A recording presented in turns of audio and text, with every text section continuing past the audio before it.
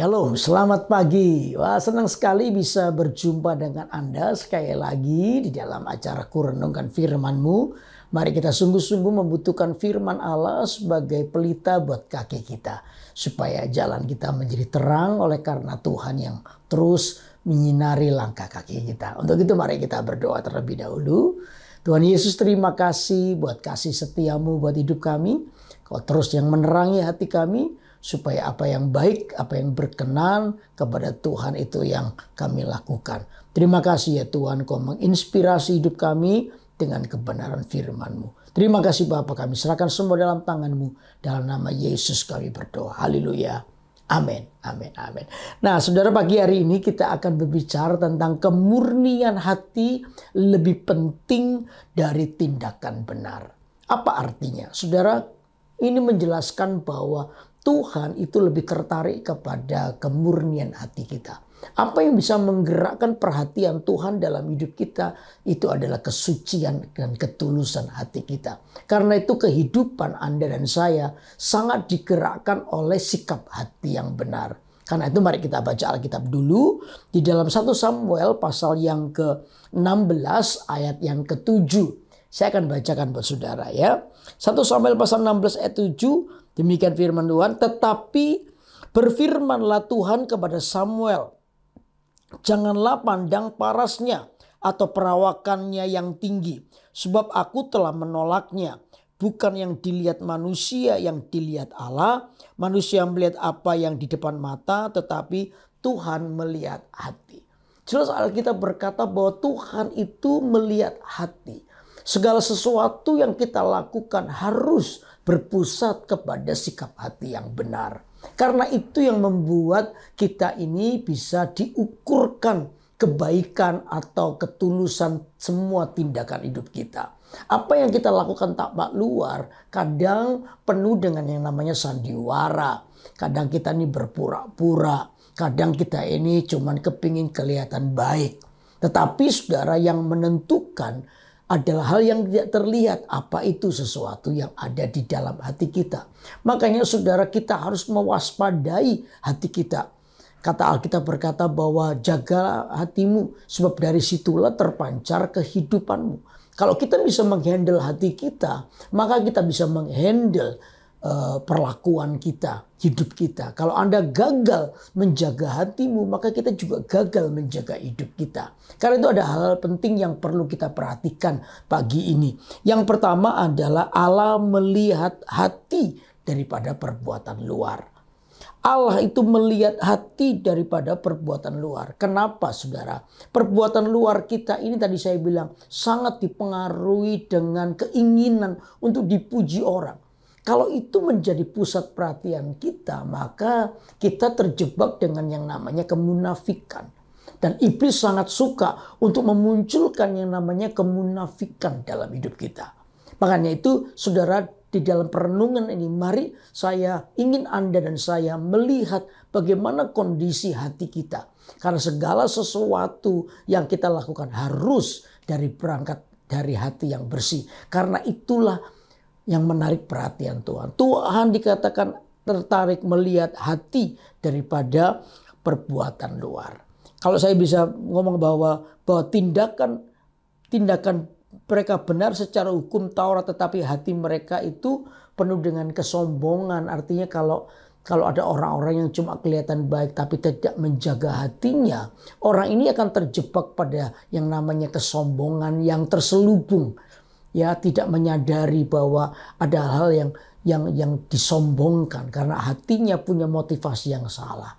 Tetapi kalau selama kita mempunyai motivasi hati yang benar, kemurnian hati kita itu adalah dasar yang membuat tindakan benar menjadi tindakan yang berkenan kepada Allah. Kemurnian hati itu akan menjadi dasar daripada tindakan benar berubah menjadi tindakan yang berkenan kepada Tuhan. Karena tindakan benar kita itu harus didasari dari kebenaran di dalam batin. Amin saudara, tindakan benar akan berubah menjadi tindakan yang berkenan kepada Tuhan. Itu yang pertama. Lalu yang kedua apa?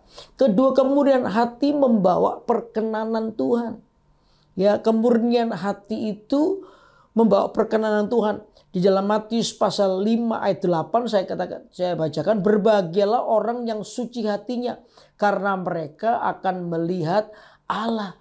Jelas ketika selama kita menjaga kemurnian hati, maka disitulah perkenanan Allah. Atau Alkitab tadi, berbahagialah orang yang suci hatinya, yang bersih hatinya, karena orang inilah yang akan melihat Tuhan, melihat Allah setiap hari. Jadi selama Anda menjaga hatimu bersih, maka dampak yang paling kelihatan adalah Anda akan berjumpa dengan Tuhan setiap waktu. Dan perjumpaan dengan Allah itu yang akan mengubah hidup kita. Perjumpaan dengan Allah itu akan memampukan untuk kita hidup menyenangkan hati Tuhan. Nah saudara, Tuhan berkenan kepada kesucian hati kita. Makanya jagalah kemurnian hati kita, sehingga dari situlah kita akan bisa melihat Tuhan berkenan dan Tuhan memberkati hidup kita. Amin. Lalu yang ketiga adalah tindakan benar tanpa hati yang murni bisa menipu. Tindakan benar tanpa hati yang murni itu bisa menipu. Makanya tadi saya bilang bahwa kemunafikan bisa muncul. Iblis itu paling suka untuk suntikan yang namanya kemunafikan di dalam hati kita semua. Sehingga kita itu tidak pernah bisa melihat kepentingan kerajaan Allah. Yang kita lihat cuman kepentingan kita. Kira-kira aku bisa ambil untung apa dari tindakan ini? Kira-kira apa benefitnya buat aku pribadi? Itu yang terus menjadi ukuran kita. Karena hari ini saudara, mari kita membangun kemurnian hati. Karena kemurnian hati itu yang berkenan kepada Tuhan.